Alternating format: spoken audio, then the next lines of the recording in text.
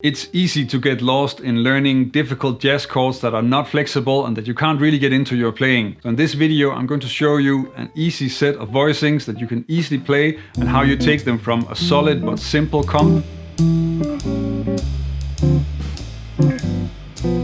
to a more free, great sounding way of interpreting the chords. My name is Jens Larsen, learn jazz, make music. The type of chord that I'm going to start with and build from in this video is called a shell-voicing.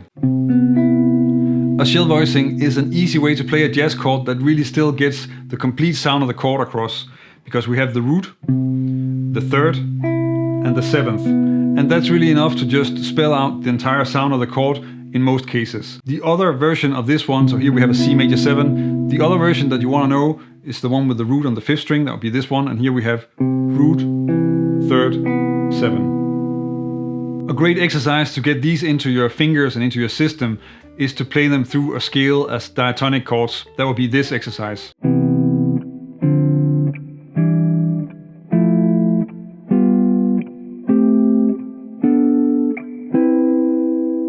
In fact, this is something you should do with any chord voicing that you want to get into your playing. Taking it through the scale is a great exercise. Let's look at what happens when we take these voicings to a chord progression. For this video, I'm using this chord progression. C major 7, F7, E minor 7, to A7, to D minor 7, G7, to C major 7. And this covers really a lot of ground, so if you can play this, then you can probably also easily put it to use on some jazz standards. Let's listen to how it sounds if you play it in time.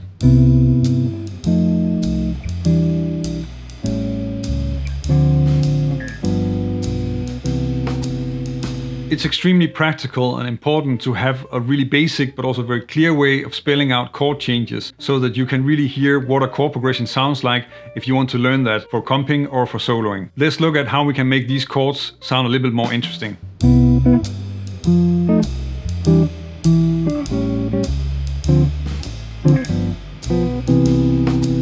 Here I'm making the chords sound more interesting by adding some rhythm, and the way I do that is that I'm splitting the chord voicing in two parts. So I have a bass part and a chord part, and I'm using these two layers to create some small rhythms, riffs and grooves, and that's really making the whole thing sound a lot better.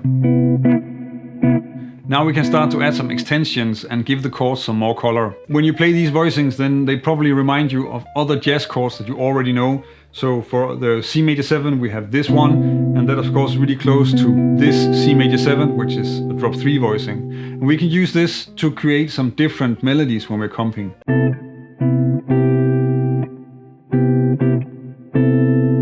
You can do this for all the chords in the chord progression, and essentially what we're doing is that we're just taking the shell voicing and then finding the notes that fit to that chord in the key. Most of the time this is just going to be notes out of the C major scale, since the chord progression is in C major. For the C major 7 we have the 3rd, and then we can add the 5th and the 13. For the F7 we have the flat 7, so the E flat, and then we can add the root or the 9th.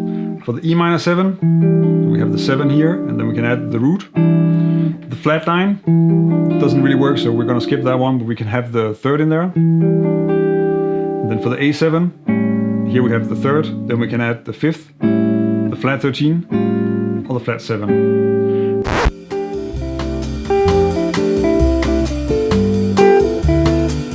For the D minor 7, we have the 7, we can add a root, a 9th or the flat 3rd. For the G7, we have the 3rd here, we can add the 5th, the 13 and the flat 7. For the C major 7, so we have the 7 here, we can add the root on top of that one, or the 9th, or the 3rd.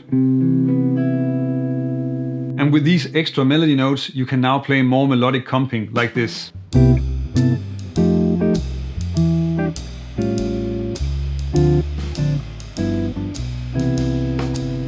From here we can get into working with the rootless voicings and really start to open things up.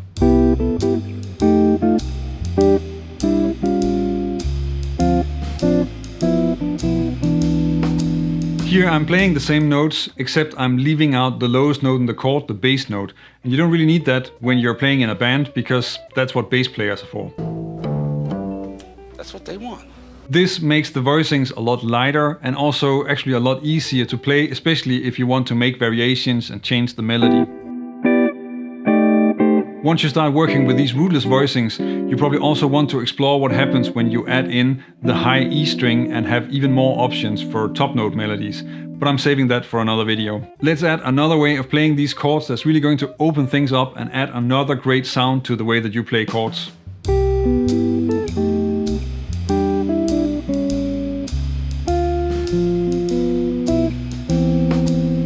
The thing that can really open up how you sound when you're playing chords and give you a lot more room to interpret the harmony is to allow yourself to arpeggiate the voicings, maybe move a single voice within a chord.